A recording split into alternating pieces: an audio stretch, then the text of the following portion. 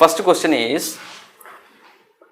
the function f of x is equal to cos hx which exists in the range minus pi less than or equal to x less than or equal to pi, periodically repeated, right, between x is equal to 2m minus 1 and 2m plus 1, from where m value is specified minus infinity to infinity, right. The value of Bn is, so here one function cos hx is given.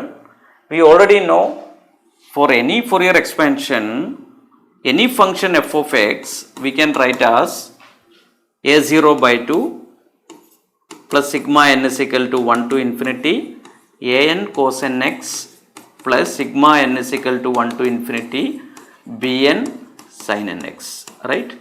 So this is the Fourier expansion of any function, right.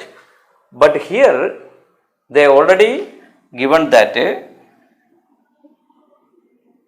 this bn value only we required, right. So the function they given us cos hx. Now this is a very simple question. See, cos hx is a cos hyperbolic function. So for cos hx is an even function and sin hx is an odd function. For cos hx, for even function bn is equal to 0, right, even function, and for odd function a0 an is equal to 0.